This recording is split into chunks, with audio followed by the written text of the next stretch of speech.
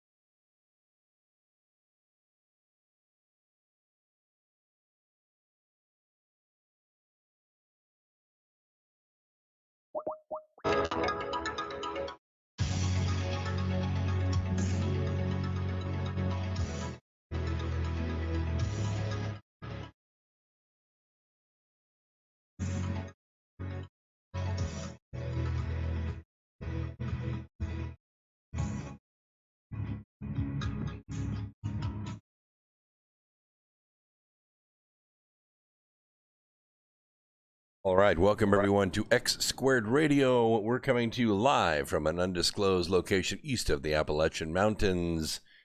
We're coming to you through the America Free Radio studios on Revolution Radio on freedomslips.com, the largest listener-supported network in America. You want to find out more about that, go to revolutionradio.com, revolutionradio.com, and don't forget to click on the Patreon button. Become a Patreon. Just make it a regular thing because, NPR, they're taking the money out of your check every single week and sending it off to who knows where, doing who knows what with it.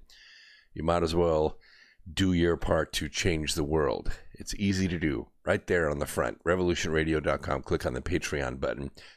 Welcome everyone in the chat room. Boo, Alyssa, Resto Man. Ooh, cool. Eric. That's new. Eric Ellert, nice to see you there. Rob, good to see you there. Let it build up there just for a second. Let's get started. We have a lot of stuff to go over tonight. I know you don't like a whole lot of commercials there at the beginning, so let's just start out.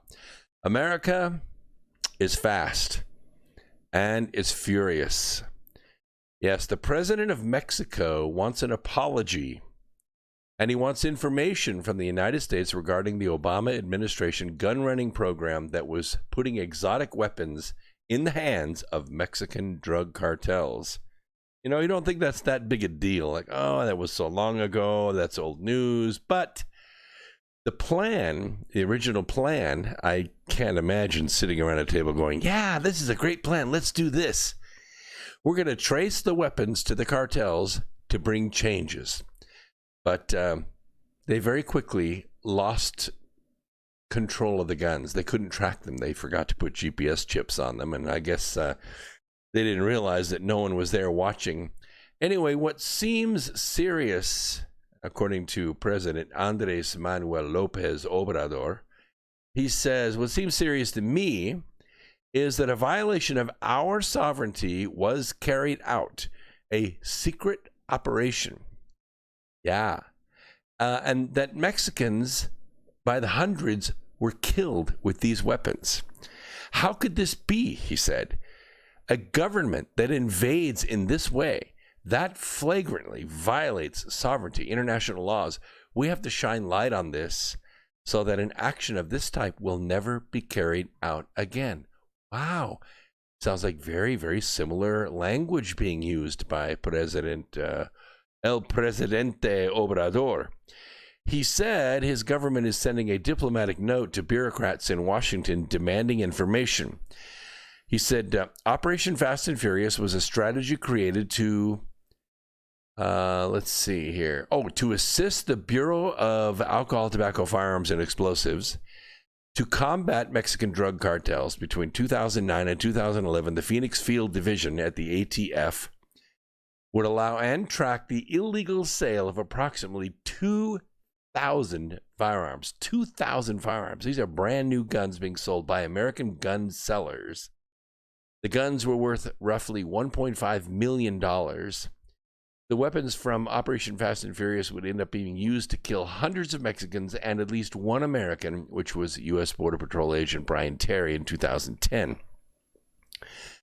President Obrador charged that people in the CIA, the FBI, and the Drug Enforcement Administration need to be investigated for potentially having cooperated with Genaro Garcia Luna, a former government official in Mexico, who was arrested last year on drug trafficking and bribery counts. Obama's name is beginning to creep up more and more when it comes to co-conspirators at the highest levels of his administration trying to take out President Trump. With the stroke of a pen, Obama may have thought he stymied any real digging into the gun-running operation known as Fast and Furious, but not so fast. Very furious, not so fast.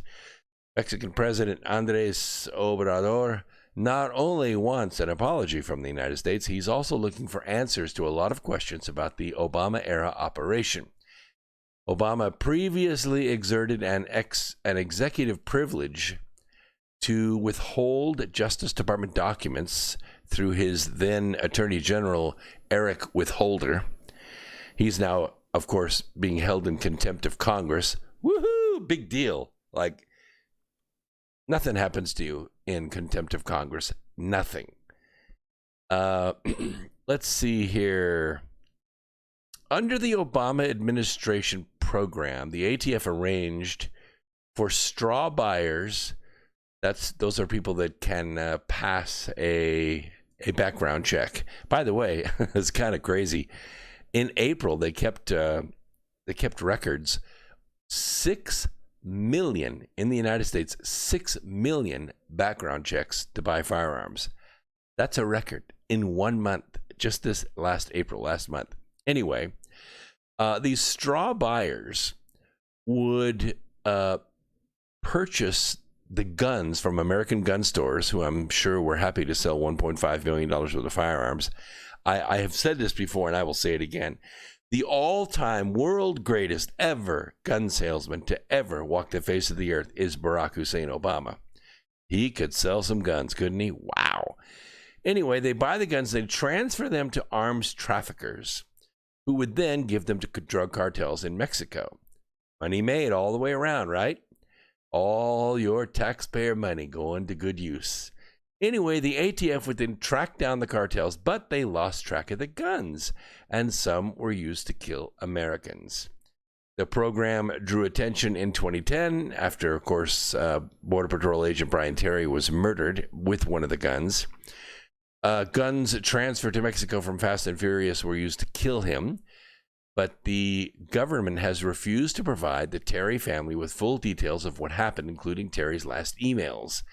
According to his brother Paul Terry, who survived him, the family has a lawsuit against the government that has been going on ever since then.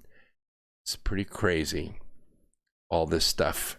I think it's coming home to roost. I really do. I think that that people are mad about it, and they thought it would go away, but there's no statute of limitations on this kind of stuff. And I think there's karma, too, that goes with it, don't you? Let me just scan the chat room really quickly. I don't mean to look away from the camera. Yes. Eric says, I'm sorry, all Mexican political parties are crooked.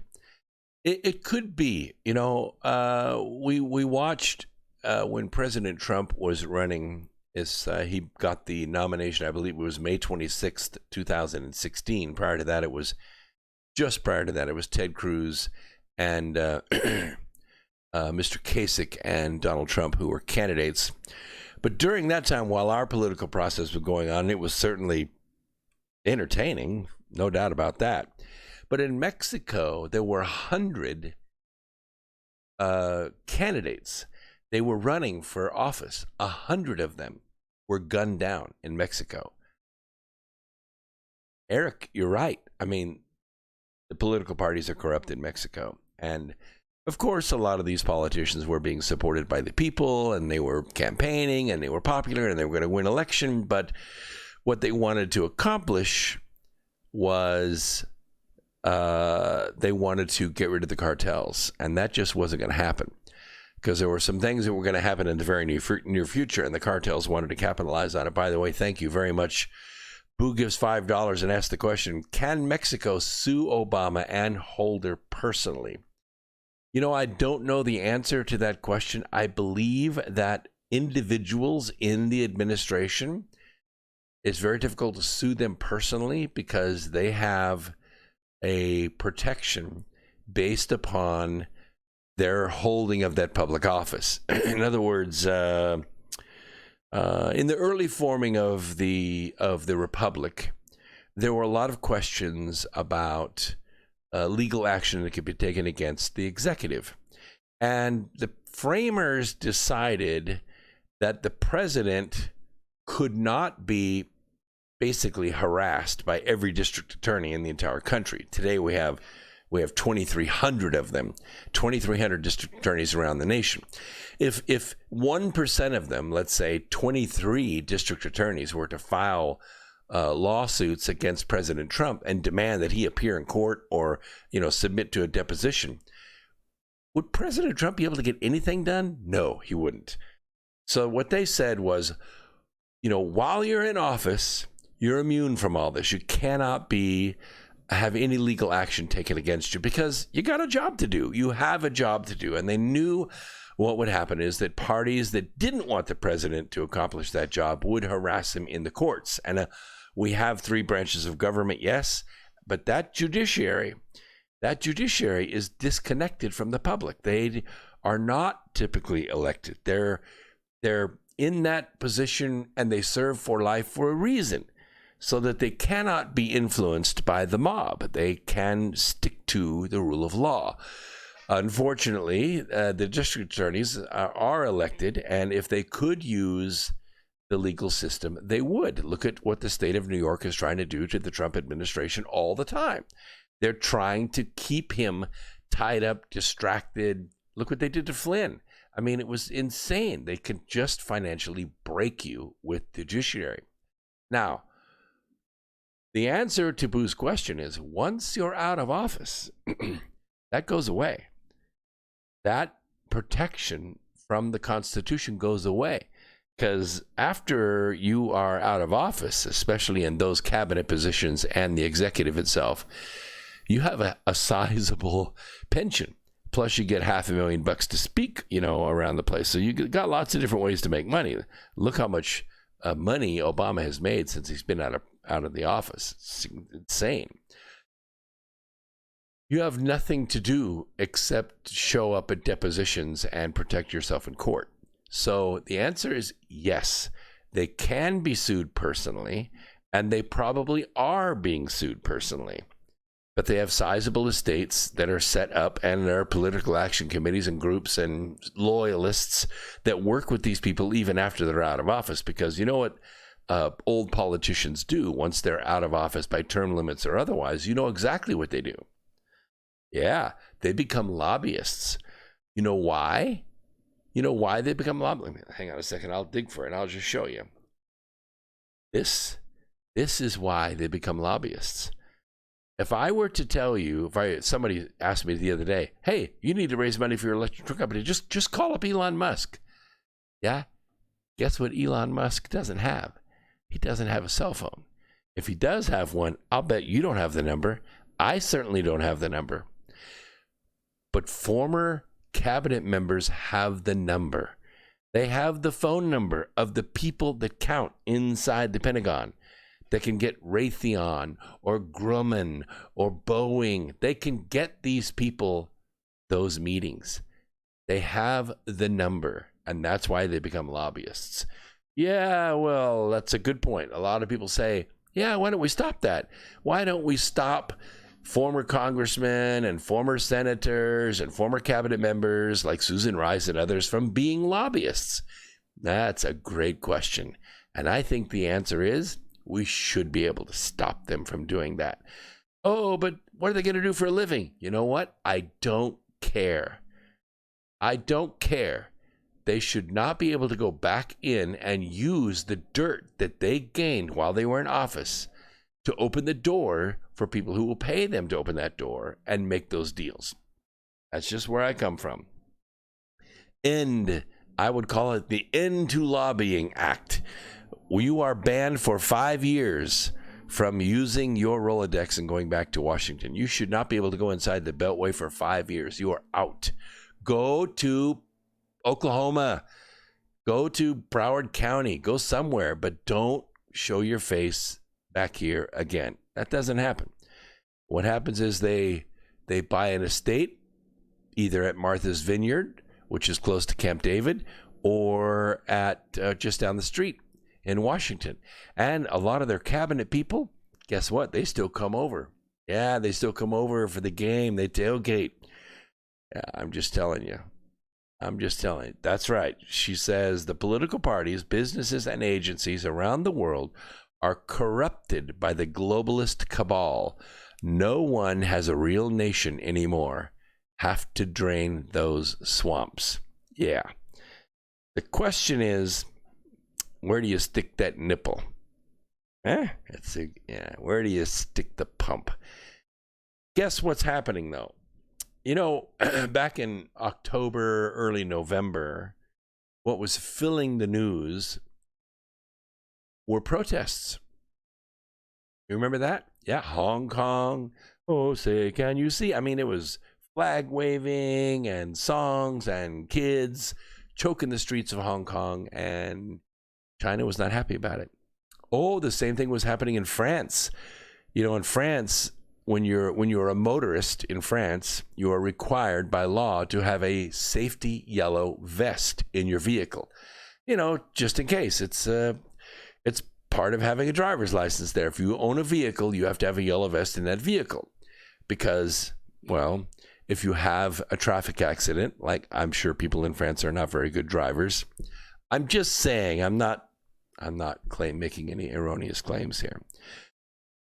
But the idea is, if you have a traffic accident or your car breaks down or runs out of gas or whatever, you're supposed to put on your yellow vest before you get out of your vehicle. You know, it's a safety thing. Well, de facto, what happened is the yellow vest became a kind of uniform for the common person. You know, the person who goes to work every day, works in a factory, drives for a company, drives between towns. It became a uniform. And so them taking to the streets became known as the Yellow Vest Riots. So all of this was going on. You recall, you just go back and look at the YouTubes, you'll see. And what happened was, of course, they were cleaned off the streets by Operation Corona Scare.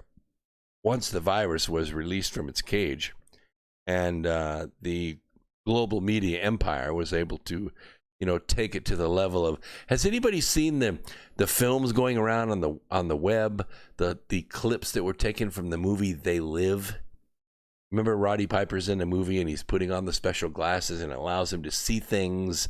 He sees a sign with his regular eyes and it looks just like a normal sign on the side of a building, but then he puts the glasses on and allows him to see the real subliminal message that's behind there, like live in fear, or, you know, coronavirus, or social distancing. All these things were there, even one that said Bill Gates is God. You could see it when you put the glasses on. Well, that's kind of what was going on. The global media empire changed everything we saw. If you look at the lower third, if you're looking on YouTube right here, that's the bottom third of this screen right here. We have a sign right at the bottom third that says Revolution Radio, and it's not meant to be, subliminal. It's in your face. This is Revolution Radio. But that lower third is usually occupied by a ticker. My ticker says the voice of the revolution, right? Brooks Agnew. But all the other channels out there, on all the hours, in every language, that ticker right there says coronavirus pandemic. In every language. And it goes by and it flashes on every channel, all hours. And what it does, it creates a level of fear in you. And then they say, look, if you don't want to be afraid, here's the thing. You got to stay home. Stay home, right? Go home, stay home. Don't come out for anything. If you need food, it's okay. You can come out. But stay home. All of that was pressed upon 187 countries, and some of them are rebelling. So the 18th of April, a small town in northern suburbs of Paris, there's a young man riding his motorcycle at high speed, and he hits the door of a police car, and he breaks his leg. He is sent to the hospital. He does not have a driver's license, but he does have a long criminal history. Well, he was sentenced several times by the courts for drug trafficking, robbery, violence, sexual assault. And as soon as the news of the accident is released, hostile messages about the police circulate on social media and in a dozen cities in France. And riots break out. The riots continue for 5 days. The police station in Strasbourg is attacked and set on fire. A school is nearly destroyed a few miles from this town. Rather than responding with firm language, the French government is saying that an investigation into the behavior of the police has been opened and that the officers will most likely be punished. The officers whose vehicle was hit by this motorcyclist. The coronavirus pandemic, which struck France pretty hard, has been aggravating the serious problems already plaguing the country. France's general population remains under extremely strict lockdown, way worse than California, or we don't even have a lockdown here in North Carolina because, well, we're a Republican state. The police have been ordered to enforce the rules pretty ruthlessly. I think you've seen some of the videos. Permits to leave one's home were limited to 60 minutes once a day and no farther than half a mile.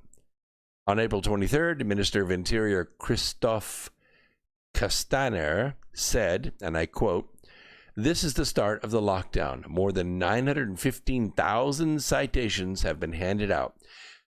15.5 million persons have been stopped and checked. The citations, according to newspapers, were given to people who stayed outside for more than an hour or who went beyond the authorized limits. Where are you from? Where are you going? How long have you been out? Oh, well, that's going to cost you." Well, people living in Islamic no-go zones, though, it's a little different. They're treated differently. Police officers have been told by the government not to stop them at all and to avoid as much as possible even going near where they live. Yeah. The government knows that a large-scale uprising could happen if they encroach on these Islamic no-go zones. And that a minor incident might be enough to set the powder keg ablaze. Therefore, police officers have unwritten instructions they must avoid incidents at all costs with Muslims. If an incident occurs, they know that the government will blame the police and nobody else. The choice of the government is easy to explain, he said. The police would not have the material or the manpower to calm a large uprising. Oh, well, you should have thought about that before you allowed them to come in and Islamize your city. He compared the current condition to the riots in October of 2005 and added that the situation in France today is quite different. Yeah, it is different. You know why? Because they're not French. They're not French. The situation in France today is very different because it's worse. It's a lot worse. In 2005, no-go zones existed, but they were not so numerous, very small, fewer than 100. And they were located in suburbs of the largest cities in the country. You know, places that weren't very well patrolled in the first place. They just sealed off a few city blocks. The police could still enter them. Gangs and radical Islamic imams did not yet control them all the way. But today, there are more than 750 no-go zones in France. And police enter them only by carefully preparing commando-like operations beforehand. Gangs and radical imams seem totally in control. In 2005, the riots had begun with the death of two young men. They had been trying to escape from the police, taking refuge in an electric power substation where, unfortunately, they touched the wrong thing and they were fried. Today, a simple traffic accident involving the police can lead to nights of destruction and looting. In 2005, the police tried to quell the riots unsuccessfully. For 3 weeks, the country seemed on the verge of a civil war. Today, because members of the government seem to believe that if riots occur, a civil war really could happen, the police are asked not to intervene and to stand aside until the destruction stops. In July of 2018, riots lasting almost a week broke out in Nantes. While the public library and other buildings burned down, the police remained invisible, nowhere to be found.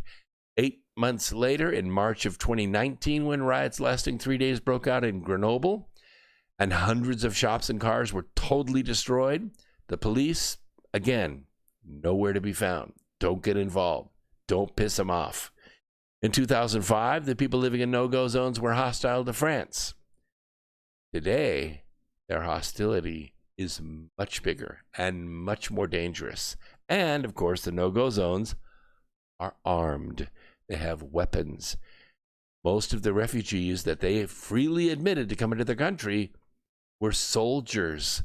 They were young men who had been refugees from Syria and from much of the battles that took place in Yemen. And they came to France and they found solidarity. They found freedom from the armies, but they were able to reform and to regroup and to rearm. And by the way, they're having babies like crazy at a rate of 6.5 children per couple. Yeah, 6.5 children per couple. You know what the average reproduction rate in France is? It's about 1.8. 1.8 children per family. Muslims are having 6.5. You know what's going to happen. Started in 2005. It's now 2020. A lot of those kids are 15 years old now. They speak French with a French accent, but they're Muslims. And you see the problem. They don't know what the population of the no-go zones are. You know why? Because they don't go there. They don't count. They're not allowed in. Once you get past a certain block, the rest of it is all a foreign country now.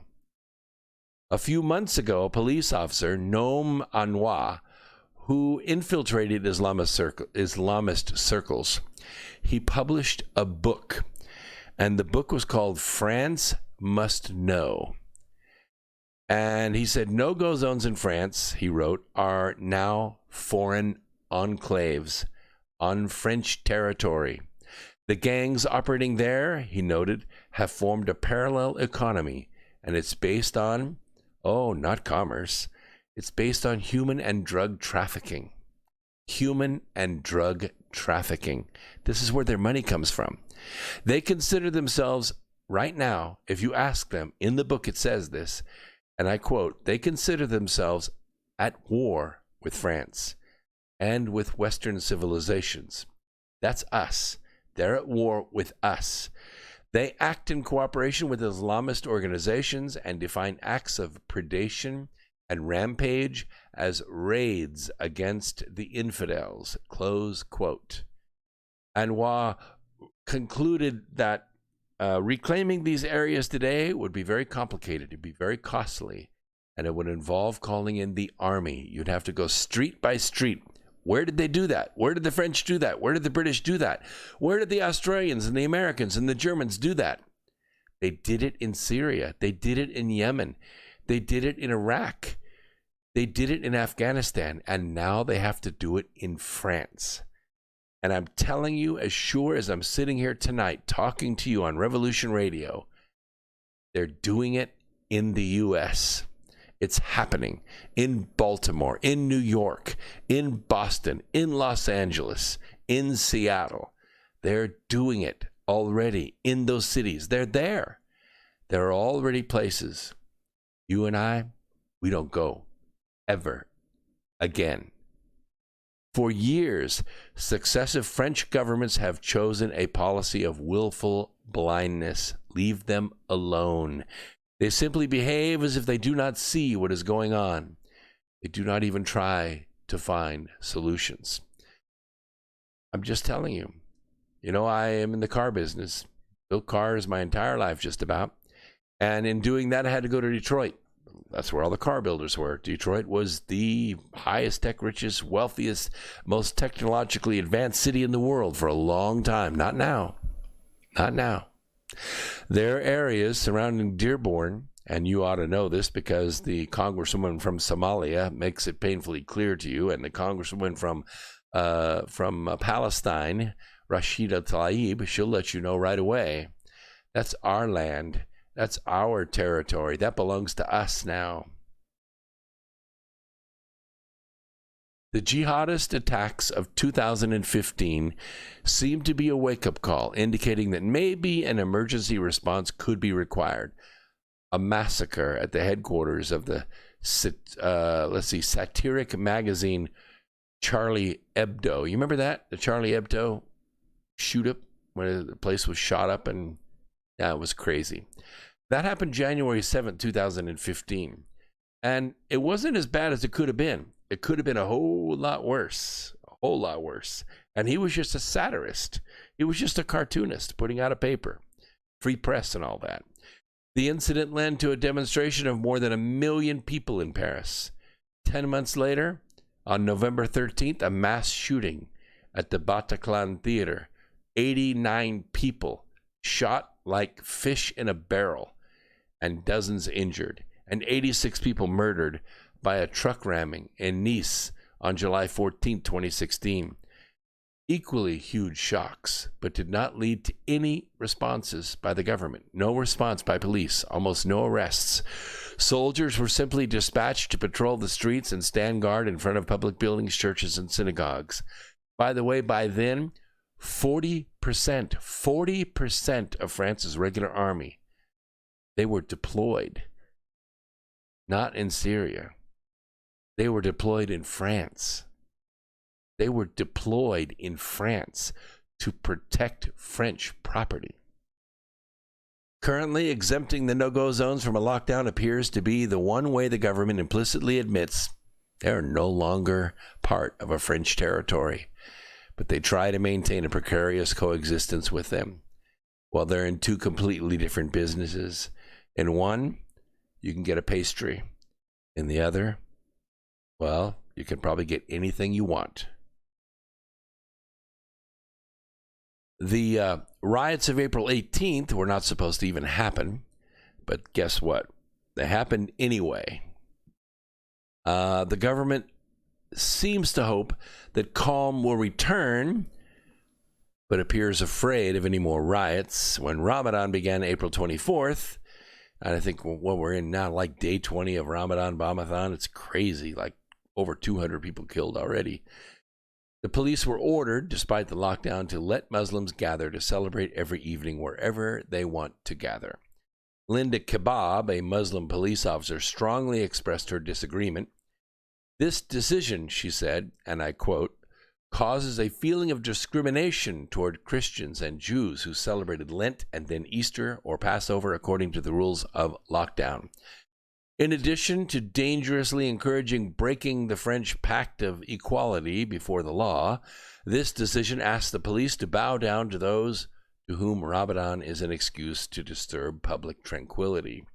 This is a very bad service to law-abiding Muslims. Yeah, there are law-abiding Muslims, but there are also no-go zones. And I maintain to you that largely in relation to these no-go zones, and let me underline that if I possibly can, there are three types of Muslims. They're the ones that do the violence, they're the ones that support the violence, and then there are the ones that are silent about the violence.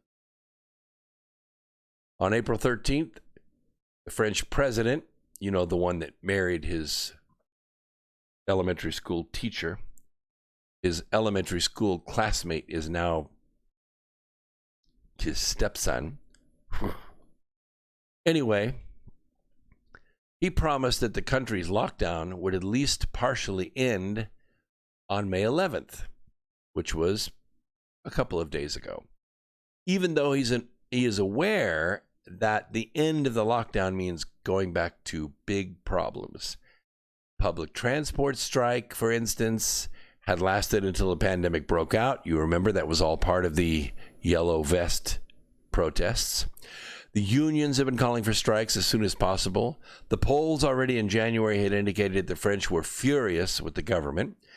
The lockdown, however, has got to end. At some point, it has to end. The risk of riots is there. It's going to return. People are going to pull the vest right back out from under the seats of their cars, and they're going right back to the streets. The same thing is happening in Hong Kong. The same thing is happening in Taiwan. And the same thing is happening in California. What was happening? I will answer that in a moment. The fear of death from the Wuhan coronavirus had prompted the general population to accept the lockdown, to accept the inspections, and even to put up with millions of citations. Every evening since March 18th, France's Director of General Health, Jerome Salomon, has been announcing on television in a dismal tone the number of each day's COVID-19 deaths. You know what? We do the same thing here. Not so much in the same tone. We use bubble-headed bleach blondes to tell the story. Anyway, he never forgets to say that the United States is the country most affected by the pandemic, and then gives the number of deaths in America, while forgetting to add that the population of France is 5 times less than that of the U.S., and as of May 10th, France has suffered 403 COVID-19 deaths per million inhabitants. Only 4 countries have records that are sadder. And it ain't us. It's Belgium, it's Spain, it's Italy, and it's the United Kingdom. The French government could be expecting criticism for its appalling management of the pandemic. As of late April, most doctors still do not have protective face masks, and screening tests were still virtually absent. Doctors have lost the right to decide what medicine to prescribe. No HCQ for you. They can only recommend using acetaminophen or aspirin to break the fever. Nothing to stop the virus. People who have the symptoms of COVID-19 are asked to remain at home and slug it out. If their condition worsens, they can call an ambulance. Good luck with that. If they're over 70 years old, don't call the ambulance. Stay home and die. A decree from March 19th asked hospitals strictly to limit access to people defined as, you are too old. You can't come in here. You're too old. How many people out there 70 years old think they're too old for health care? Can I see a show of hands? Huh? How about 68? If you're 68 or older, do you think you're too old for health care? I'm still not saying. How about 65? Anybody out there 65 or older that think you're too old for healthcare? If you go to the doctor can say, I'm sorry, you are too old. We're not going to waste our resources on you. Go home. Go home with your kidney failure. Go home with your irritable bowel syndrome. No prescription for you. Acetaminophen, aspirin. That's what you get. That wouldn't fly, would it? And it's not flying in France either. So what was the protest all about? Huh? In 2015, 16, 17, 18, 19, what were they protesting? I'll make it clear for you. They were protesting the Global Syndicate. They were protesting climate change. They were protesting socialism. They were protesting their neighborhoods and their places of worship and their places of employment being taken over by a single central global power. That's what they were protesting. They were protesting taxes being taken out of their checks in France and sent to Belgium to pay for Greta, to pay for her world trip, to pay for her, you should be ashamed of yourself, to pay for that. That's what they're mad about. Same thing in Hong Kong. Hong Kong wants to be free. They've been free for a long, long time. And China wants to put them back under the Chinese thumb. China wants the banks. China wants that money. And China wants to extradite anybody who causes trouble in Hong Kong to mainland China. They don't want to go. That's what they're protesting. They're protesting the globalism. Yes, I agree, Rob. Be responsible for your own health. I agree with that. But you know something?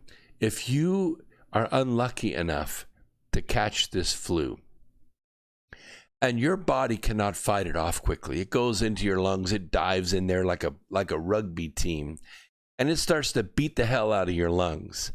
And you know there's a $20 drug, a $15 drug. Hell, you could probably get it for free. Go down to the doc in a box, tell them what you got, and they give you the pills to make you well. In 3 or 4 days, you're back at it, swinging at 100%.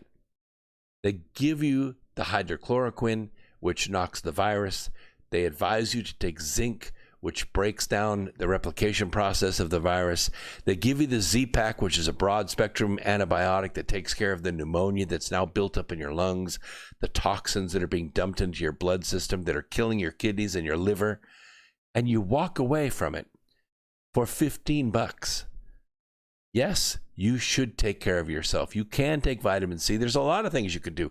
You could follow me on social media.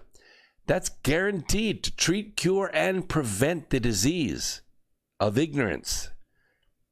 But if you get sick and you can't beat it on your own, go down to the doc in a box. Go down to the Fast Med or the urgent care. You got one in your neighborhood. There's one a mile from your house probably. Go down there. For $100, you can be back as good as new. No insurance required. You can't do that in some countries. They won't prescribe you the drugs. They won't let you in because you're too old. You're not worth the investment.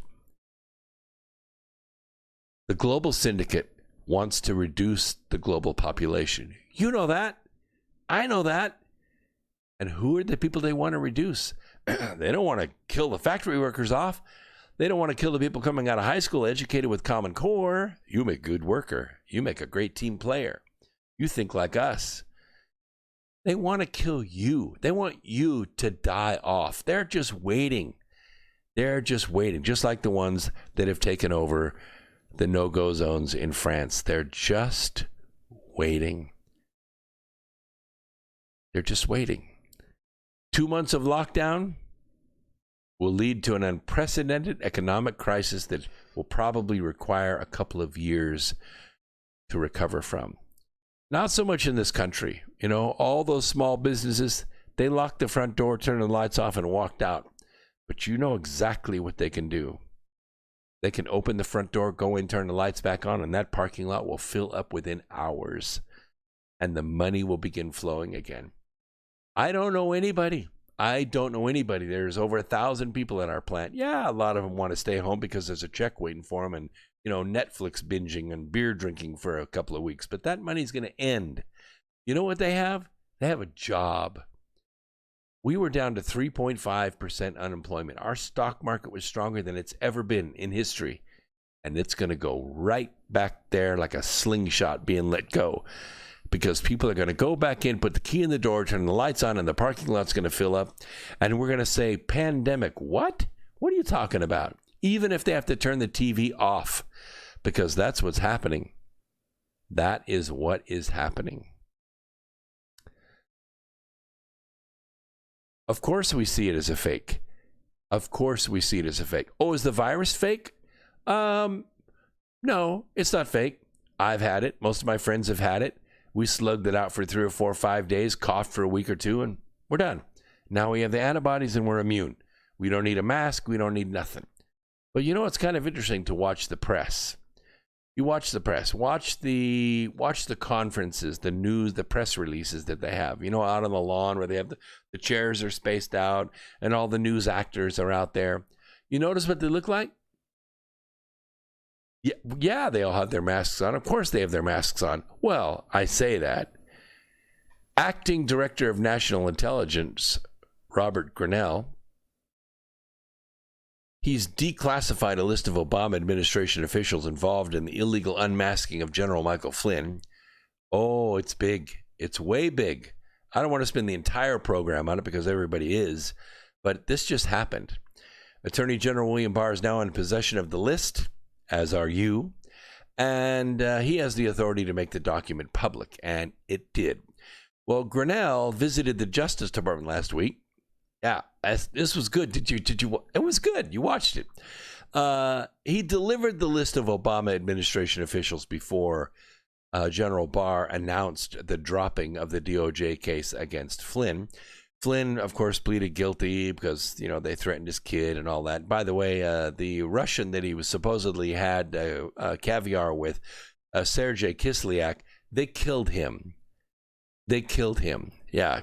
Because you know what would have happened? They would have had depositions. Kislyak would have come in. He said, "What are you talking about? We had some caviar. It was good. You see, this Flynn, he's a good man. And, you know, I've been here 20 years. I know what I'm talking about."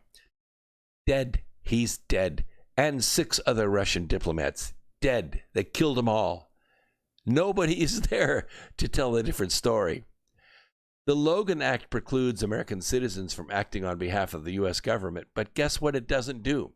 It doesn't stop the National Security Advisor from acting on behalf of the U.S. government overseas. That's what he does. That's his job. That's his job. But the interesting thing that I saw was the news conference, the news press release. When the cameras were on, everybody had their masks on. When the cameras were off, nobody was wearing their masks. Nobody, not the news people, not the government people, no one was wearing their mask. Off with their masks. That's exactly right. It's a scam.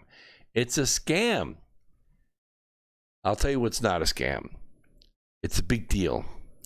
And, you know, if this was 1940,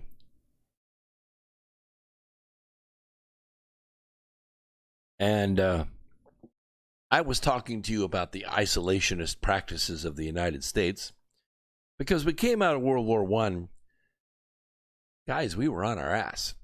We sold a lot of our hardware. We decommissioned a lot of stuff. We couldn't afford to keep it running. Could not afford to keep, the Depression and all that, and the war kind of brought us out. But, you know, people came back from World War I. That was a horrible war. They bombed people from the air. The flu killed 15% of the world's population. They used gas, and the Geneva Conventions came about because of that war. It was so bad. Nobody wanted war anymore. Everybody wanted to buy American and made in America. And that's exactly what happened. But we got to 1940, and there were some countries left out. There were some countries that were isolated, and they were dying. And they realized the only way that they could get back in the game was to fight. And so they did. And there we were. The world thinking that we were on our butts and couldn't do anything. Our whole Navy was parked. We were swabbing the deck, but we weren't filling them up with diesel fuel and driving around. We were so vulnerable. We were so weak. We had such a weak posture globally. Our Navy wasn't going around keeping the seas free the way it does today. Even Japan thought they could beat us. Yeah. And so they came at the end of 1941, and they bombed half our Navy to the bottom of the ocean. Yeah. They awakened a sleeping giant and all that stuff. But guys, from 1941 to 1945, millions of people died. It changed the world forever. It established a permanent war culture. First time ever in the history of the world. And we're there. There are people in China and America, some with connections to the Wuhan Institute of Virology, and they're pissed. They're upset with the reports that the coronavirus is linked to that lab. They want to blame President Trump for a plague unleashed by China. But it turns out there are many controversial labs in Wuhan.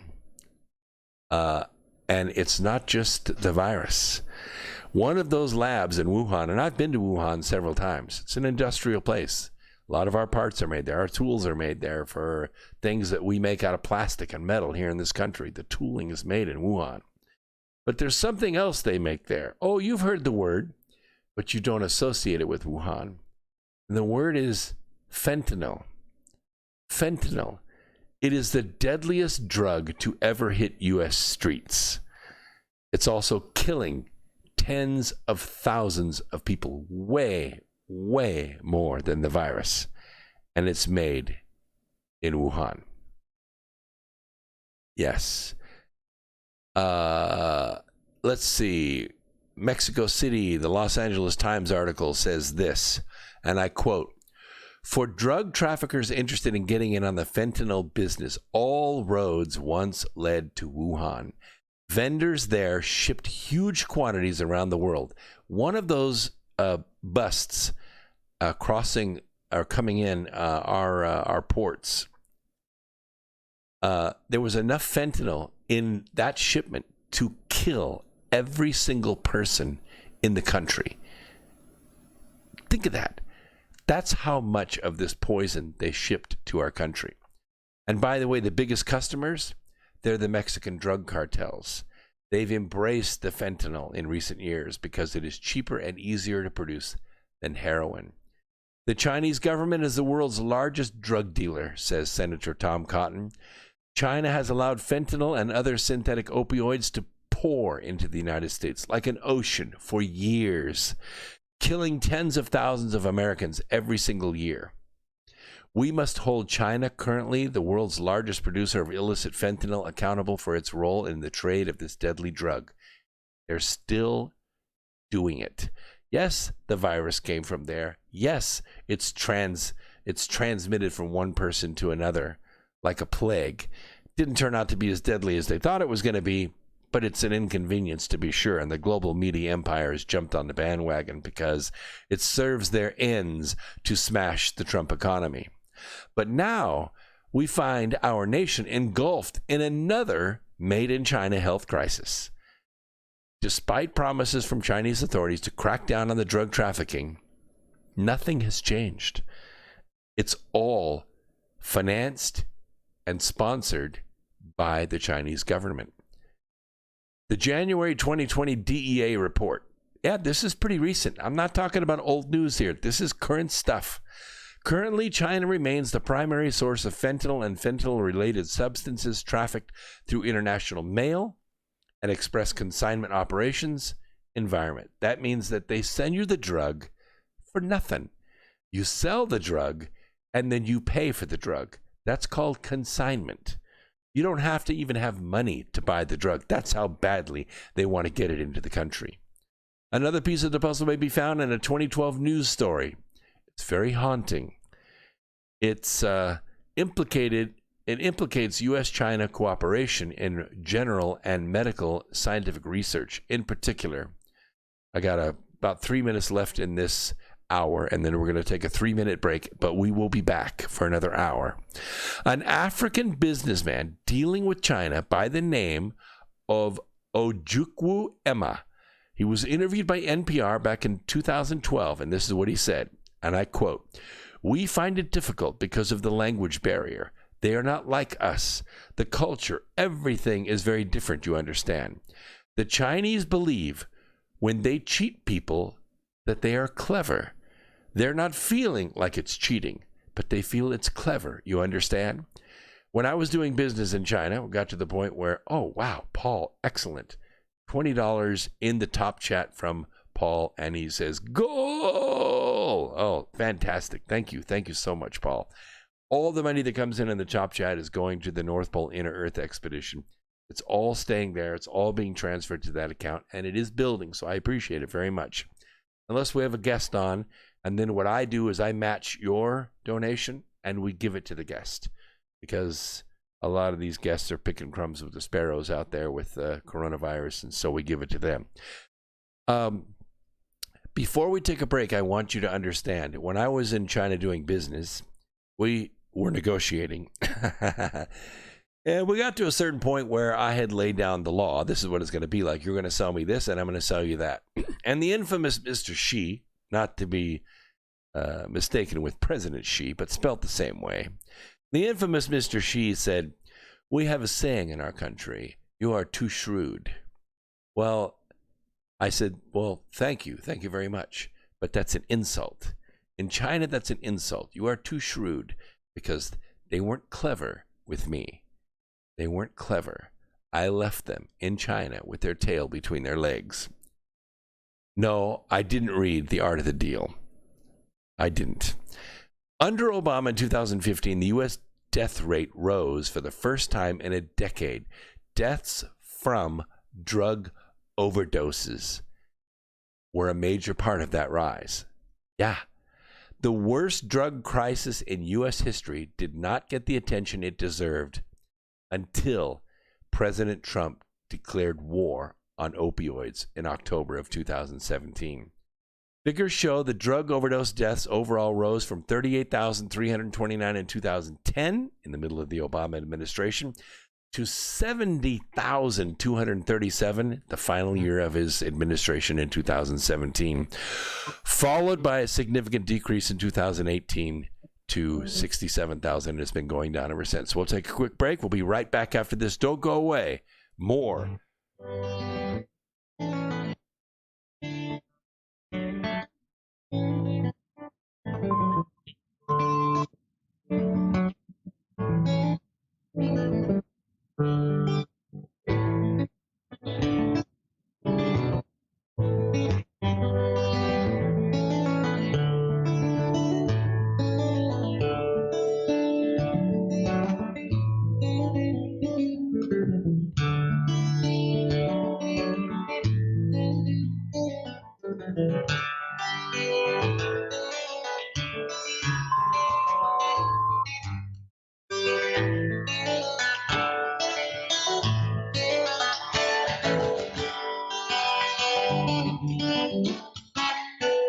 Listen to Revolution Radio at freedomslips.com, and we'll be right back after this message.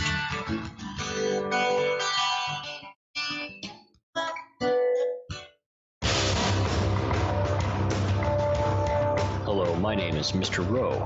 I am the host of Reality Extraction, Revolution Radio at freedomslips.com.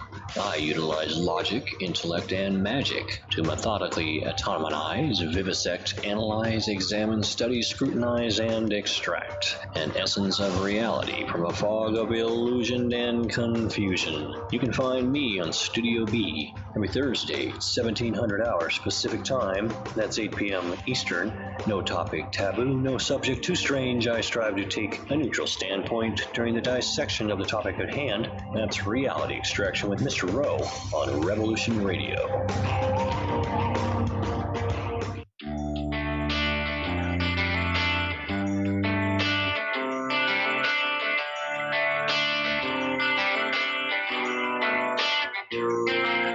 This is Thomas, a.k.a. a Mad Painter. I'd like you to join me Monday nights, 10 p.m. Eastern Standard Time for Open Canvas. Don't forget to bring an open mind. Yes, folks, that's right. Bring an open mind to an open canvas. Again, that is Monday nights, 10 p.m. Eastern. UFOs to government corruption. This is Revolution Radio, freedomslips.com. You don't need to expect us. We're already here.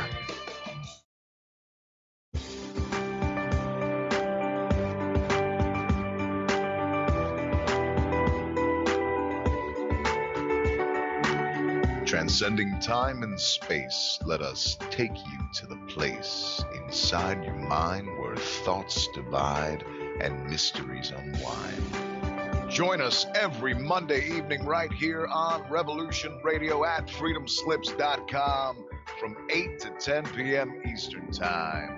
And you will catch the Fenton Perspective with our great host, Lorian Fenton. Come listen in as she shares her amazing stories from the past to present, along with all of her guest secrets to the future. That's the Fenton Perspective every Monday evening right here from 8 to 10 p.m. Eastern Time, only on Revolution Radio. Oh, and you don't need to expect us.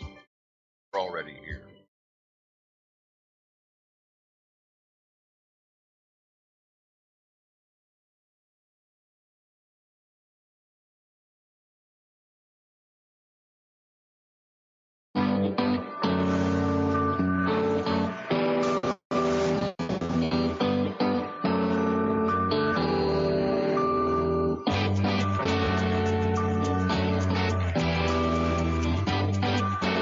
Narco-syndicalist commune. We take it in turns to act as a sort of executive officer for the week. Yes. But all the decisions of that officer have to be ratified at a special bi-weekly meeting. Yes, I see. By a simple majority in the case of purely internal affairs. Be quiet. But by a 2/3 majority in the case of more... Be quiet. I order you to be quiet. Look, you stupid bastard, you've got no arms left. Yes, I have. Look! It's just a flesh wound. I don't believe I've seen such a display of courage, skill, nerve, grace, and stupidity. I'll do you for that. Oh, what? Come here. What are you going to do? Bleed on me? I'm invincible. You're a loony. The Black Knight always triumphs. Roundtable Live, Monday through Friday, 1 a.m. till 4 a.m. Eastern Time. Bring your mind, bring your ideas, bring your voice. King Arthur had nothing on us here at Revolution Radio, freedomslips.com.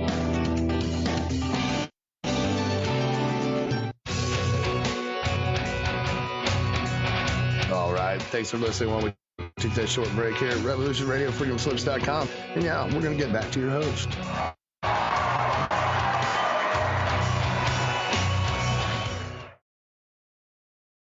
All right. Thank you for hanging out during the break. We were talking in the last hour about the opium wars and the fentanyl that's being pumped into our country. Jesse LeBlanc, he's a concerned citizen, retired mechanical engineer with a home in Colorado. This is where legal marijuana has devastated the state. He says, from my observations and knowing a bit of history, the opium wars between the British and the Chinese almost perfectly illustrate what is going on today between the Chinese and the West. Basically, the Chinese are using the same playbook that the British used during the time period, and they may also be trying to get a bit of revenge for almost a century of humiliation. That's an interesting point, Jesse. Interesting. By the way, someone in the chat room asked about the tests that are being used for COVID. There are several levels of quality of these tests. One of the tests is a swab that they stick in your nose, kind of swab the backside of your brain with it. No, but it's uncomfortable. But they take the swab, they test it. It takes a couple of days, and the test comes back, and they can tell you whether you have the virus or not. The other test is a serological test. There's one that they swab the inside of the mouth. And now they have a 15-minute test, but I don't know the efficacy of this test right now. I don't have a story on it. The other is a serological test. That is to say, they prick your finger, take some blood, and they check the blood serum for the presence of the antibodies. Now, the difference is that there are a couple differences. One is checking to see that you are actively infected. I think that what they're recommending now, even though it's all about testing, because they want to build the numbers, they are really, really broadcasting how many people are infected. Oh, we had 200 more infections in Georgia. Yes. But what's lagging behind there is we now have enough time, we now have enough data that we're seeing that the death rate is about 11 per 100,000. And those 11 99% of those 11 have pre-existing conditions. They're diabetic, they're overweight, they have COPD, they have compromised immunological systems, there are a lot of other problems. They're probably going to be dead in a year or two anyway without the virus. They're in bad shape. Some of them are elderly, and we have seen in a lot of states, Seattle, New York, others, where they've taken people that were infected with the virus and they move them into nursing homes. Oh my God. Anyway, you can see the scandal that's going on there. And of course, you know what what it appears to me, I don't know that they're trying to do this, but what it appears to me is they're trying to get the death count up. They need to get death count up so that lower third coronavirus pandemic has its effect. The effect is wearing off, because what most people are realizing, even people in our facility, you know, we have almost 1,300 employees. Sooner or later, a couple of them are going to get it, and they have, but they've recovered. And really, without the HCQ, they just licked it on their own. Vitamin C, you know, chicken soup, stay in the room, blah, blah, blah, cough it out. And they're going to return to work in a few days. The issue is that there's a fear that goes with this. There's a fear that goes with the whole pandemic thing. The serological test, as far as I can tell, is the best one, but it is checking for the antibodies. Now, I've been sent a letter from Atrium Health. Atrium Health is our big health organization around here in the South. In North and South Carolina, big acquisition took place a while back, and now it's all Atrium Health. And they sent me a letter saying that I could come in and they would check me for the antibodies because I've already had it. So we want to check for the antibodies. It's $150. You know what? I got a couple pairs of shoes I want to buy. I'm not going to spend the $150 on it. Not going to do it. I've had it. I'm immune. I'm never going to get this as long as I live now because I have the antibodies in my system. You know why? Because we're the cure. We always have been the cure. Remember this, Earth Explorers. We walk through a fog of microbes and viruses every single day from the day we're born. From the first moment we spit amniotic fluid out of our noses, we are exposed to microbes and viruses. And we have this wonderful immunological system, and it works. It has several levels of defense. Quick response, slow response, long-term response, and of course antibodies that build up over time. Were it not so, viruses and bacteria would have wiped the human race out a long time ago. We're the culmination of millennia of immunities being handed down from breast milk to mouth for thousands of years. And then we build our own from there. These tests have an agenda. Obviously, the more people you test, the more people you're going to find have the virus. But you know, the virus doesn't change your life. You fight it off just like you do any other flu, and it's not nearly as bad. And yes, and I see in the chat room too, they're talking about, what about bioterror 2? What about what Bill Gates is talking about? Oh, it's going to come back and it's going to be worse than ever. Yeah? Who's working on that, Bill? Who's working on that? Where's that lab? Who's building that virus? Asshole. Yes, hydroxychloroquine and azithromycin. The brand name for it, we call it a Z-Pack. Zithromax is the drug. It's a short dosage. It lasts about 5 or 6 days. You take 2 pills the first day and then 1 pill each subsequent day. The mechanism is it infuses the tissues immediately, specifically fat cells, and it leaches into the system slowly. And then you take 1 pill per day to kind of keep it present in your system. It is a broad spectrum antibiotic. Most bacteria, including pneumococci, which is the bacteria responsible for pneumonia in your lungs, which, by the way, is an anaerobic bacteria. So if your lungs fill up with liquid, the pneumococci will bloom inside your lungs and you'll get pneumonia. That bronchitis that you're having, you better watch it very closely, because if your lungs are filling up at night, you're laying down and coughing for an hour before you go to sleep, that's the breeding ground for pneumonia. If you cough and it hurts, your lungs are burning, that's pneumococci in your lungs. That's the toxin that's in your alveoli. Your kidneys are fighting it off. I'm sorry to say, that's what it is. And when you get older, 60 or older, that can be serious business, because by then your lungs are pretty well beat up. You've got scarring in your lungs from coughing and other things and pollutants and smoking and secondhand smoke and all that stuff. You don't have the ability to fight it off when you're old as you did when you were young. When you're young, you can fight it off pretty easy. Your lungs respond quicker. Your cilia is all fresh. You expect that mucus pretty easily, and you don't get the pneumonia. The good news is that the body develops antibodies against this virus very, very quickly. Once you're infected, some people, most people, they don't even become symptomatic. That is to say, you don't even get the flu because your body responds so quickly with the antibodies. I would say over 90% of the people are asymptomatic. They get a little a little cough, maybe a headache, maybe an ache or pain for a couple of days, and it's gone. Other people, 10% of the people, a little more serious symptoms.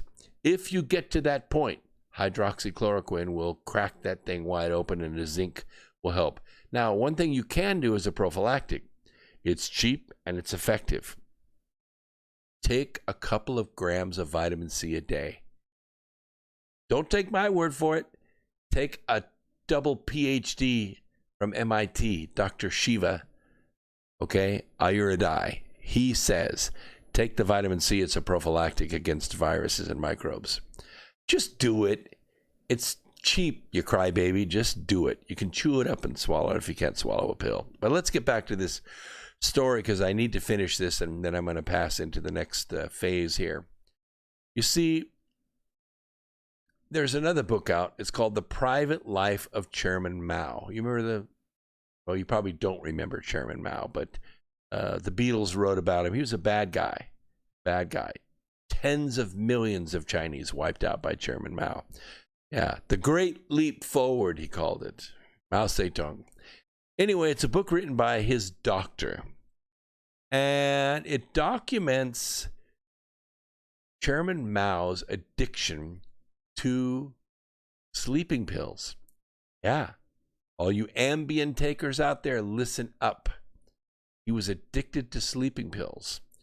The book exposes Chairman Mao as a degenerate and a philanderer with homosexual tendencies and genital herpes who engaged in orgies.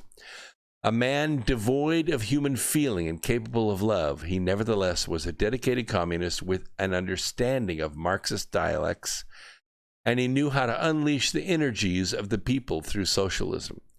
Revenge is one way to describe what is happening to America. I have another word for it. It's called war.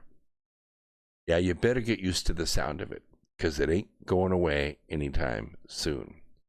And if you haven't noticed, you might want to look around, because you are here right now, tonight, with me on Revolution Radio for a reason, because the rebellion has already begun. The rebellion has already begun. You live in California, you know exactly what I'm talking about. You live in Texas, join the herd. Here's a story. Mary and I live in a tiny town in West Virginia. Our grocery shopping options are 26 miles away in Maryland and 45 miles away in Virginia. Maryland stores refused to allow us to enter because we did not have masks. We drove to Virginia. It was refreshing to see Virginians free to wear masks or not, their choice. I noticed that the majority of shoppers wearing masks were young people. Do they believe fake news media more than we older Americans? Shopping for gas. The gas pump TV monitors show the propaganda commercial we see plastered all over TV. Stay at home. Stay alive. With fake news media promoting their lie 24/7 on all channels that going outside means death It is not surprising that many Americans remain willing to surrender their constitutional freedoms to the Democrats, to the anti-Trumpers, to the anti-American scammers. A 106-year-old woman recovered totally. Zhang Gufian, a 103-year-old, and she recovered. A 100-year-old Chinese man recovered. A 102-year-old Pennsylvania man recovered. Bill Lapshees, a 104-year-old veteran, recovered. Keith Watson, 101, recovered. 17 of the oldest people in the world all recovered from COVID-19. My 60-something-year-old in-law recovered. In January, after returning home from California, my wife Mary is convinced she had COVID-19. 98% of the people who catch the virus recover with nothing. Fake news media gleefully reports deaths while ignoring the high recovery numbers. All of the news media, the news actors with masks strapped over their ears, caution up to the microphone. And what is the first question they ask President Trump standing there without a mask? When is this death going to be enough? All these deaths, 70,000 deaths laying at your feet. Death, death, death. Every day we see more studies that confirm COVID-19 ain't even as deadly as the ordinary flu. Numerous health experts now are saying social distancing, not the correct solution. The total shutdown of America wasn't even necessary. Proven over and over again. South Dakota, here in Charlotte, North Carolina. We didn't shut down. They didn't shut down in Texas. Meanwhile, Democrat and Republican and name-only governors continue to decree absurd, overreaching restrictions, including fines and enforcement, to protect us, to save lives. The Raleigh, North Carolina police declared protesting not an essential activity. Nope. They arrested a woman. They arrested the organizers of the protests, 8 of them. Michigan Governor Gretchen Whitmer decreed all public gatherings of any size prohibited.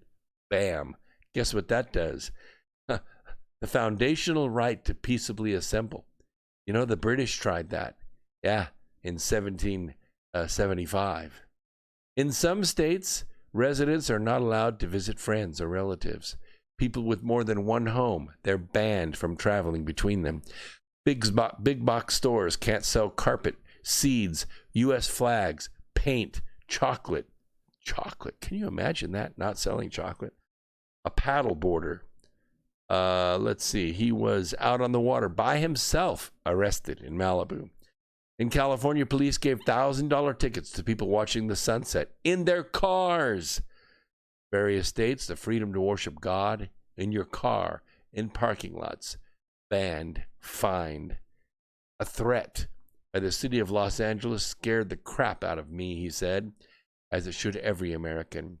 The city will cut off water and power to those who do not comply with these outrageous restrictions.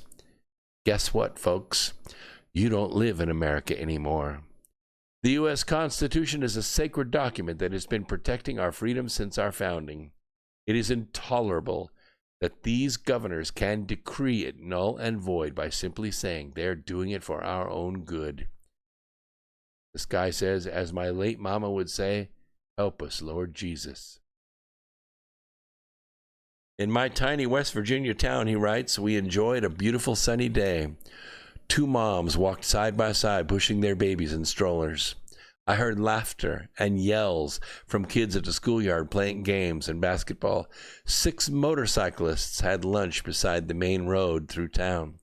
People were thrilled to be outside, interacting with one another.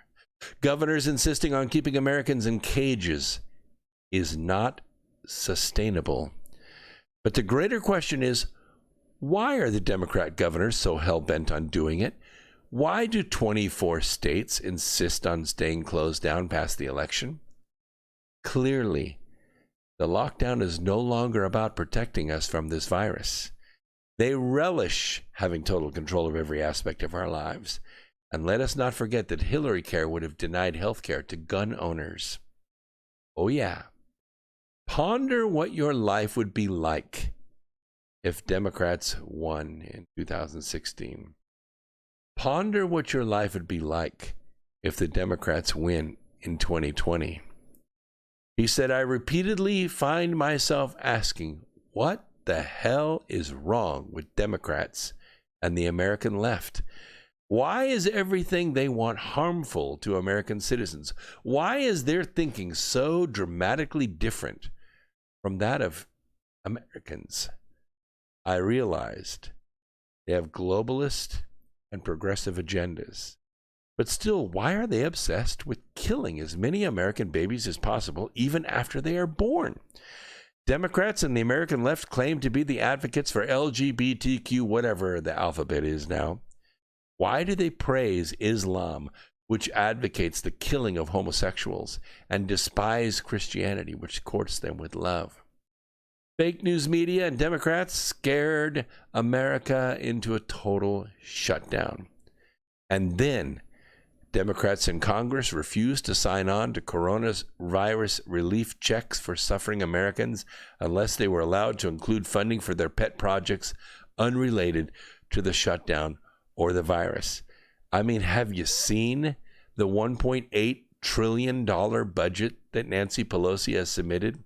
Do you realize there are 70 line items in her proposal? Each of them cost more than $1 billion. Yeah, many of it for illegal immigrants, many for green technology, for climate change things. All this in the bill that obviously isn't going to pass. But you know what's going to happen? She's going to hold the country hostage. It's going to pass. It'll pass Congress. It won't make it past the Senate. It won't make it to the president's desk in that form anyway. He might be forced to sign it because, you know, the country's got to run. But they could do continuing resolutions, I suppose. I'm just checking the chat room really quick. Justin said 50% of small business in the U.S. will never reopen. I think it's closer to 40%, Justin, and you're probably right, because we have three words in business, even our business, as big as the company is, 100 years old, worth I don't know how much, but a lot. Cash is king. Cash is king. I have friends that own businesses with a little less than 100 employees. They've been in business since 2008. Oh, they're rocking. They're making money, but they're still considered a small business. Several locations, 5 or 6 locations. But you know what? The cash ran out in the bank. They had to get a loan because cash is king. You can't do curbside service and make the same kind of profits you are making when you fill up your dining room. Every single public appearance that I had after January, because they shut everything down, every single public appearance I have this year canceled. All of them. All of them. Even the one in Asheville, North Carolina, which I was so looking forward to. They called me from coast to coast yesterday and said, I'm sorry, we postponed it as long as we could, but the city of Asheville is not going to let us pack the theater. They want us to have every other seat empty, and we cannot make money with 50% of the people there, so we have to cancel. This is what they're doing, Justin. They're choking small business out. Why are they doing that?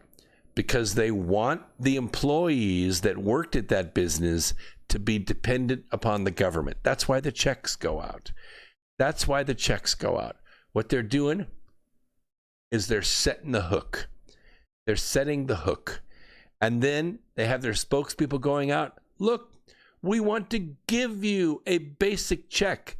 Stay home. Keep everything safe. Let us send you money.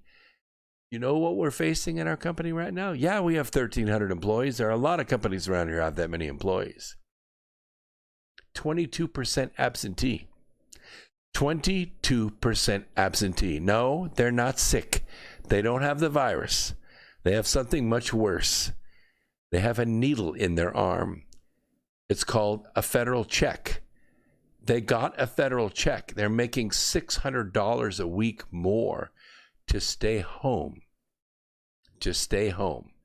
They have a federal needle in their arm. They're addicted to the cash. And it's hurting even our business. We're supposed to have 3 shifts operating. We have 2. And we have to reallocate employees to fill those out. It's a big problem. It's a big problem. And it's affecting everybody. In fact, I'm so proud. One of my colleagues, do I know him personally? No. I've kind of been maybe in his wake a little bit. We started about the same time that he started. Elon Musk has given the high sign to the state of California. He is going to start up the production of the Model 3 again. And he's told the state of California, you come and get me. You come and arrest me. We'll call it the unemployment wars. The HR boss at Tesla Motors, her name is Valerie Workman. She told the company's California employees that if they're called back to work but opt to stay home because they have the federal needle in their arm, they can stand to lose their unemployment benefits. That means that check, it gets cut in half. You're going to have to rely on federal money only because the California money, she's going away. Tesla Motors earlier resumed production of vehicles at its main U.S. car plant in Fremont, California. The CEO, Elon Musk, my contemporary, announced on Twitter over the weekend that Tesla was suing Alameda County over the COVID-19 health orders. He also promised, and by the way, that's going to cost him, he promised to move Tesla's headquarters out of the state to Texas, and he threatened to move all its operations out of California eventually. The HR boss, Valerie, warned the company's California employees, you stay home, you lose your unemployment benefits. We're going to report you as a non-reporting to work. Once you are called back, you will no longer be on furlough. So if you choose not to work, it may impact your unemployment benefits as determined by your local government agency and not by Tesla Motors. We completely respect your decision and will support you without any penalties from us. Yes. So Elon Musk took to Twitter. He beat the hell out of him, and I think that the county has backed down. Local authorities have not yet said whether Tesla will face any repercussions. I doubt it very seriously. And we applaud Elon Musk again for leading the way to freedom. And yeah, it's affecting all the companies, Justin, not just the small businesses, but the small businesses are temporarily closed. And very soon, if they don't go back to work soon, they're going to be permanently closed. And it's all because of nothing. It's all because of what I call Operation Corona Scare. Hello, James. Good to see you out there. He says, hey, Brooks. Chat room is always active in YouTube. It's just blazing. I have a hard time keeping up with it. He says, have I listened to the latest RDoc YouTube? I try to. RDoc is, I can't say when, maybe next Sunday. He's going to be coming on this program, and RDoc and I will put our heads together. Now, you don't want to miss that program, do you? You don't know when it's going to be, so you better listen to all of them, because if you're tuned in here and you follow me on social media, we do treat, cure, and prevent the disease of ignorance, because this is the voice of the revolution. And yes, thank you for asking. The books are selling well. I guess a lot of people staying home, they're reading books. And we haven't really done a big push on Asteroid Mining, the Future of Energy, my latest book, which is in color. It is selling okay on Kindle, not so much in paperback because it's expensive, It's like $30 to buy it on Amazon. But it's a good book, and it's worth having it on your coffee table. Great conversation piece. It basically covers the gold rush that is opening up on the moon, going after the helium-3 and titanium and other things, and we're going to be 3D printing buildings and 3D printing underground shelters on the moon. And I would say in the next decade, you could be working for an industry that is mining the moon and beyond. Yes. Because one thing's happening. Yeah. Yes. One thing is happening is the oil companies are going through a bit of a trouble right now.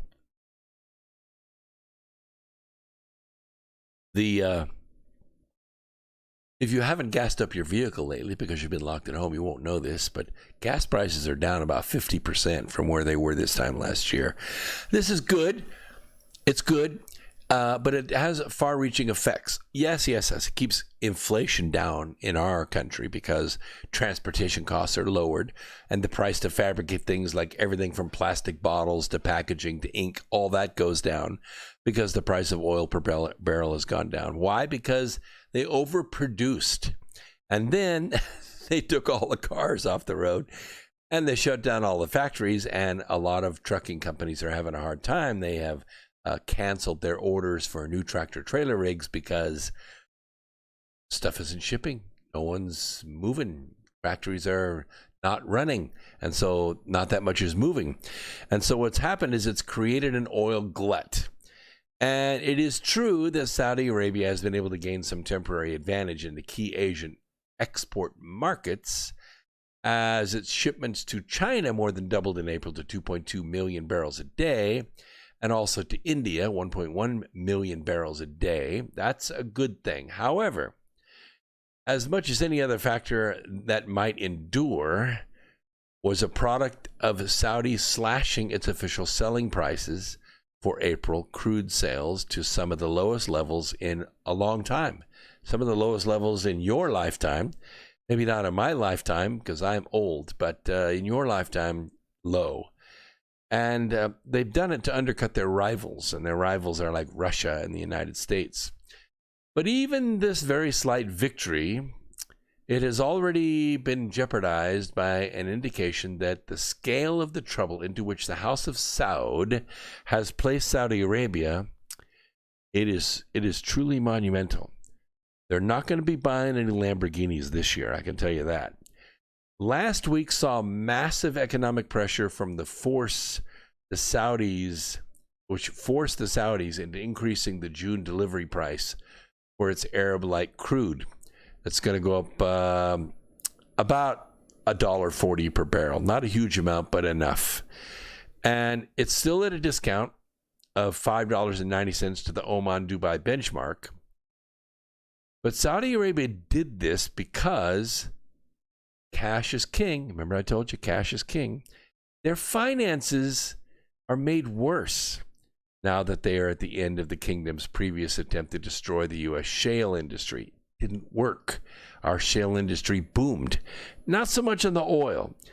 Oil is difficult to extract from shale. It's expensive. It needs to be about $65 a barrel to even make money on shale oil. But what really came on was the natural gas.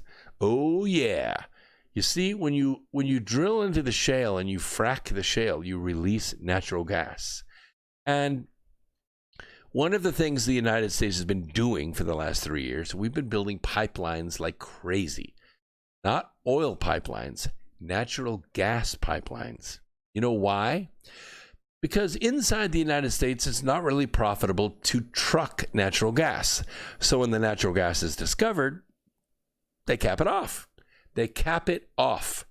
Unless you can build an industry that uses that gas locally, which does happen from time to time, power plants and things like that running on natural gas, yes. But as far as putting natural gas into the system that goes into the network that can be sold at your house and mine, not so much. It means that building urban development has not been able to really blossom the way that it could because the natural gas pipelines weren't there. They were blocked for a long time and we didn't have the sources. Now we do. James says gasoline prices are creeping back up. That's true. Government-controlled oil in Canada is a little different than it is here in this country. In this country, each state sets their own tax on fuel. For instance, in North Carolina, gas runs you about 10 to 20 cents a gallon more than in South Carolina.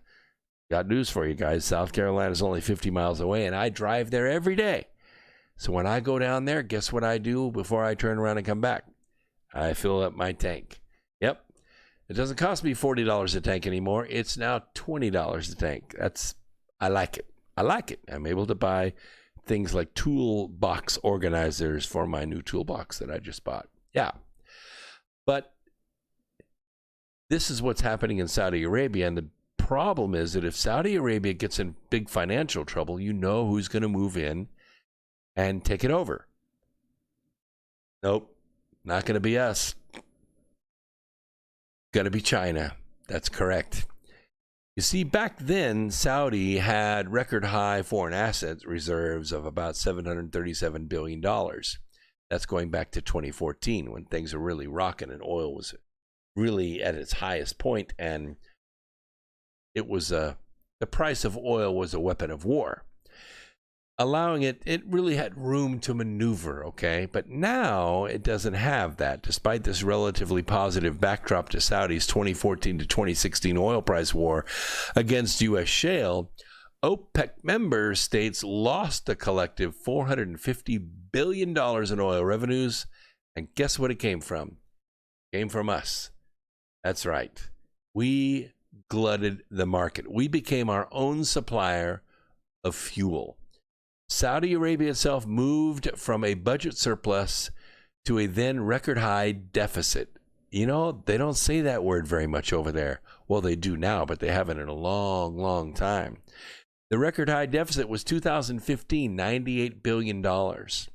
And they spent at least $250 billion of its foreign exchange reserves over that period that even senior Saudis have said is gone forever. So bad was Saudi Arabia's economic and political situation back in 2016 that the country's deputy economic minister, his name, Mohammed Al-Tuwajiri, there we go. He stated unequivocally and unprecedentedly, I might add, for a senior Saudi anyway, because they're pretty proud, they don't like admitting defeat.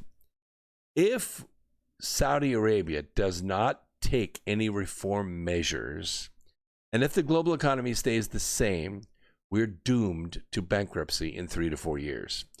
That is to say, if Saudi kept overproducing to push oil prices down, just as it did this year, yet again, then it would be bankrupt within 3 or 4 years. You know what they have to do. They have to cut back production. They have to cut back production in order to get the price up. On the pure economics, some have said that around $300 billion is sufficient to defend against this peg, and that within those parameters, Saudi Arabia's current foreign exchange reserves are ample. But this does not factor into the investment proposition equation, the negative market bias now faces Saudi Arabia. Even before the reputational change that Saudi Arabia suffered as a result of embarking on exactly the same strategy that was so disastrous for it the last time, and choosing to do it whilst facing the most dangerous global pandemic since, the 1918 Spanish flu bug, which it isn't really, but the global media press would have you believe that. It is really going to stretch the investor appetite for any more, and they are suffering. Now, I have often said on this program that the price of oil is a weapon. It is. If it gets too low, Russia and Saudi Arabia suffer. If it gets too high, companies like India and China, they suffer. So there's kind of a balance somewhere in between $40 and $65 a barrel. People aren't aggressive when that happens. You don't like it. I don't like it because I don't like paying $3.35 a gallon or more. You guys on the West Coast pay more than that for a gallon of gasoline. It's a pain in the butt. I like $1.55 a gallon. Don't you? Don't you like 95 cents a gallon? Yeah, because it puts more money in your pocket, your local pocket, your mainstream pocket, your Starbucks pocket. But the price of oil is a weapon because oil feeds a lot of other things besides your fuel tank, those tires you drive on, the seats you sit on, the clothes you wear, the glasses you wear, the paint on your house. All that stuff comes from oil. All of it. All those durable goods come from oil. what is it? Videos are starting to be posted on YouTube about why do they keep taking down Dr. Rashid Buttar videos. Yeah, well, you know, there are people out there that are talking against the Ooga Booga. Yeah, the robots won't catch me for saying that. Dr. Shiva, Dr. Buttar, these two doctors on the West Coast talking about the real way to lick this virus, to end the lockdown. Herd immunity is the way to go. And states and countries that have done it have less deaths. They have less deaths. And the worst effect, the very worst effect, is shutting down our healthcare system. There are people right now dying at home of cancer. They need kidney transplants. They need surgeries that they cannot get. Doctors cannot treat their patients. I am supposed to go once a year to the freaking dermatologist. You know what he does? He just looks me over and says, everything's good to go. You just do that. When you're 60, you know, you've been exposed to a lot of crazy sunlight and you have your skin checked every year. It's just the thing to do. Get the little tags removed and, you know, warts looked at, and, well, not warts, but moles and things like that might change in the sunlight. Because when you get old, you've made a lot of cells. I mean, a lot of cells, okay? And there's a lot of room for mutation. So you go to a dermatologist once a year, you spend $100 and he checks you over. I haven't been. I had an appointment in February. And when they called me and said, well, we're no longer accepting patients in our office, I said, hey, that's no problem. I'll meet you in my Tommy John's in the parking lot and we'll get this done. How about it? No, we're not doing it. Well, I'm just telling you, I'm not alone. There are millions, tens of millions, hundreds of millions of people in this country that don't have access to their doctor because of this stupid lockdown. And we are going to pay for it. We're going to pay for it. So whether you die of COVID or not, you're going to die of COVID. That's my big claim. If we pump too much oil, there are earthquakes. Petroleum is the Earth's tectonic plate lubricant. I don't have a comment on that. I was in the oil business for a long time. Earthquakes come from about 75 to 150 miles deep. We don't have no holes that deep, sorry to say. Deepest hole in the world is in Russia, and it's 8 miles. Most of the oil in the Chat Formation of southern Kansas, 3,000 feet. 3,000, less than 1 mile. It's not the lubricant. Sorry. I'm going to change subjects. Because there's been another term out there that's been trending, not trending. You know what I'm talking about, don't you? Obamagate. Yeah, Obamagate. There, I said it. Ha! Catch me, robots. Catch me if you can.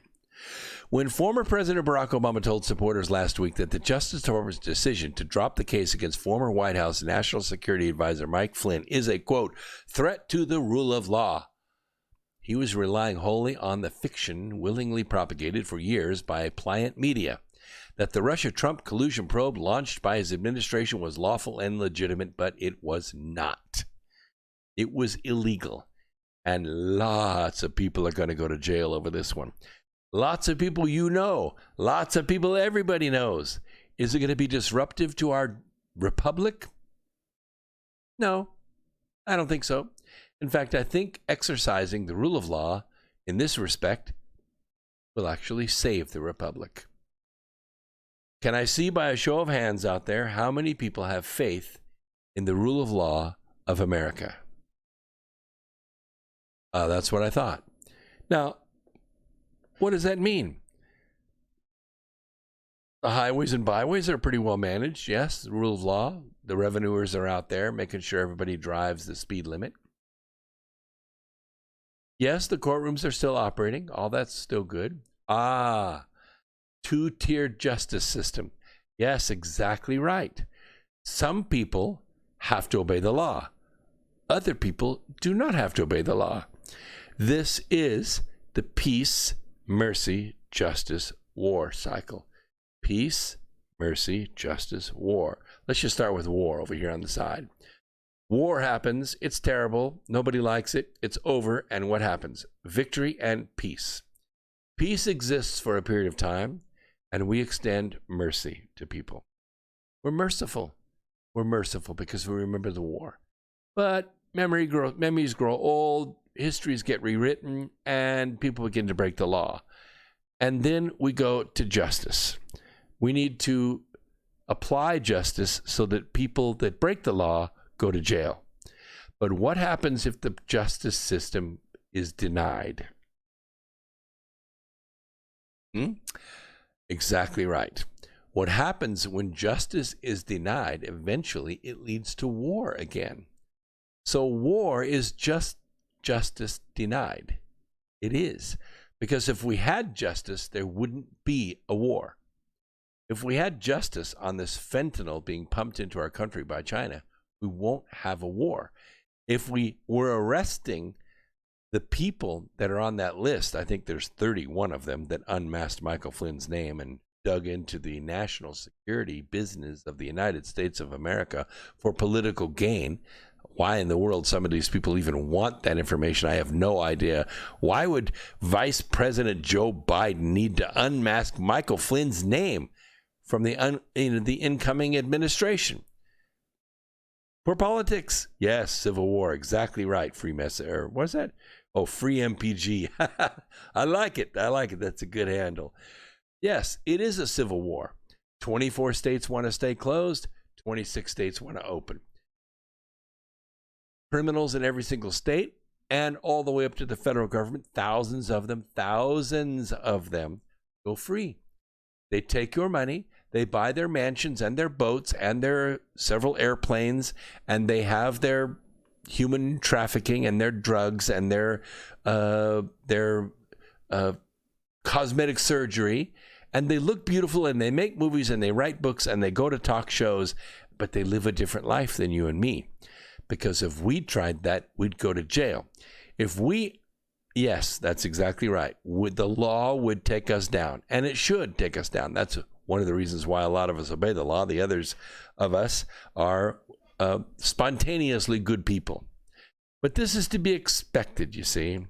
For years now, the media has done everything they can do to push the Trump-Russia collusion hoax. Even after a years-long special counsel investigation. You remember Robert Mueller, don't you? What a showpiece. What a showpiece. It turned up absolutely nothing.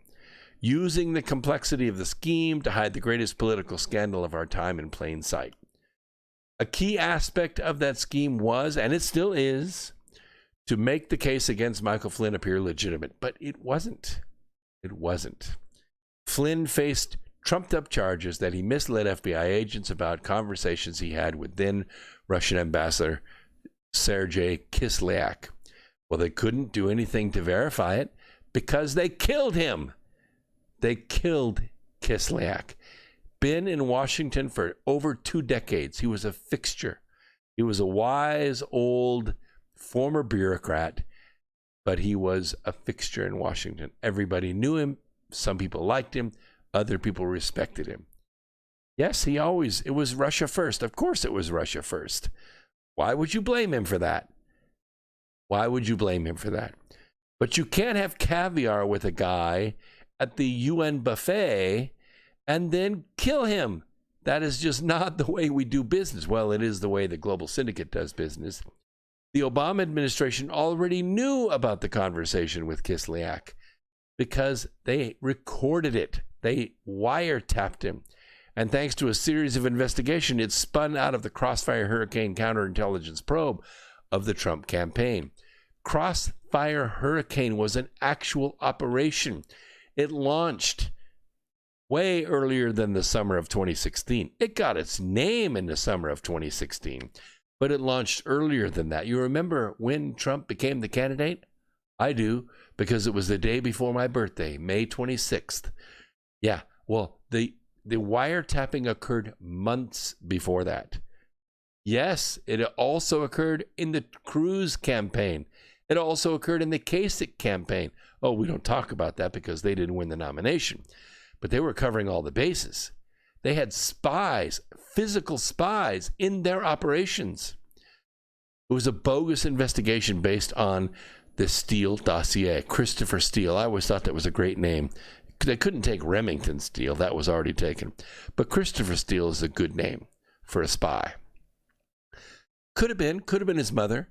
You're going to grow up to be a spy. That's what you're going to be, Christopher Steele. What a great name. What a great name. So why did the FBI want to interview Flynn ahead of Trump's inauguration? They wanted to catch him in a perjury trap. They wanted to casually walk down the hall. No, you don't need an attorney. Ha, ha, ha, ha. That caviar really is good, isn't it? So did you have a conversation with Kislyak? Yeah. We talked about, Russian vodka.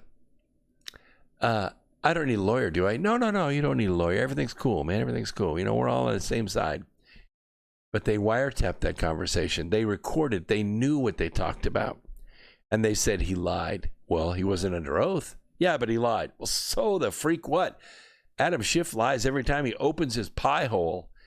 Apparently, the Obama administration, settling on trying to entrap him in this lie, it turned around to bite them. Now, we have this January 5th meeting that took place. It was after the election, but it was before inauguration. They have an emergency meeting. Got to pull the team together. We got to have this talk. It's very important. Must have. Everybody's got to be there. Joe Biden, National Security Advisor then, Susan Rice, Deputy Attorney General Sally Yates, FBI Director James Comey. The list goes on and on and on. The photograph, he's there. They're in the meeting. And the idea was to use the Kislyak calls as a pretext to keep the Flynn investigation open. Of course, Kislyak would have blocked it. Kislyak would have come out and made public statements. This is ridiculous. Nothing happened. We talk about caviar. I record conversation too. I have this with me. It's here on this thumb drive. They killed him. They killed him to cover their tracks. There's murder in Washington, D.C. I know, you're so shocked. I am too. The point was to keep the Flynn investigation open for a way for Obama holdovers like Comey and Yates and McCabe and Rosenstein and all these guys to keep this going. Since there was no reason to keep investigating Flynn, the Obama administration invented one. The preposterous notion that he intentionally misled Vice President Mike Pence about his conversations with Kislyak and then lied about it to the FBI. So they fired him. How about that? Listen, it all works to the advantage of those who perpetrated the hoax. They all made money. They all covered their tracks. They all made great political hay out of it, and they stopped the Trump administration from ever getting started because it was easy to get overwhelmed and to tune all this out, which is exactly what they wanted us to do, or to simply accept the corporate media deceptive reporting. Yeah, that's just a fake stream news. Or I hate Trump voters, so I listen to it all day long. But the ongoing revelations about the FBI's targeting of Flynn cannot be ignored. They demand a full accounting. Justice denied is war. You understand? I'm talking about real war, not just assassinating a few diplomats here and there. I'm not talking about that. I'm talking about full-on, in the streets, battle gear. We're there. If ever there was a threat to the rule of law, it was the Obama administration's abuse of power and its weaponization of the intelligence agencies in an attempt to take down Donald Trump. However convoluted it might seem to you, Earth Explorers, pay attention, and you have to stay tuned here, the voice of the revolution, because this is the biggest political scandal in a century. It could very well take down our country. I don't want it to. I think the Constitution was an inspired document. I love the Republic, and I think it's worth saving.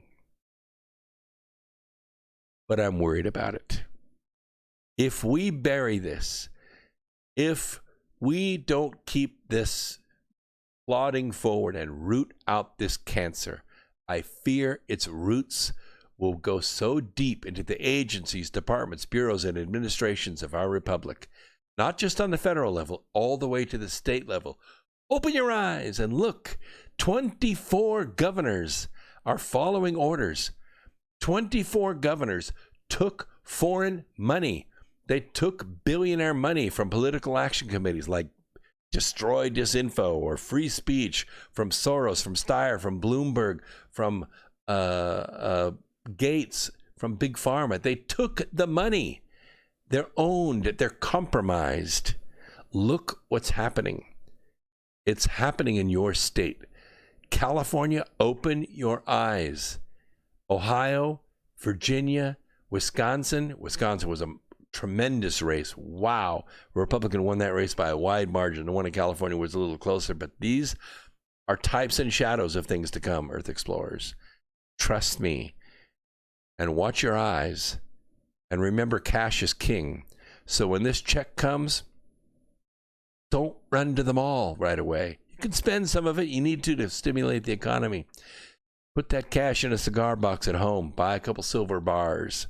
Silver's going up, and you better be looking for $2,000 and even $3,000 gold. I'm just telling you, keep your eyes open. And stay tuned in right here, the voice of the revolution here on Revolution Radio on freedomslips.com. We're here every Wednesday night at 8 p.m. Please, please share it with a friend. Turn on your notifications. And remember, following me on social media will treat, cure, and prevent the disease of ignorance. My name is Brooks Agnew. This is America Free Radio, saying peace, Earth Explorers. Now go out and look for the good in others and help it to grow a little bit every day. And before long, you will have saved the planet. I'm going to work on that. It's my second camera. I bought a new camera about a month and a half ago. It lasted 5 hours and fried. I bought this camera. I've got maybe 3 hours on it, and it's doing this stupid blinking thing. I am so tired of stuff made in China. I'm tired of it. See you next week.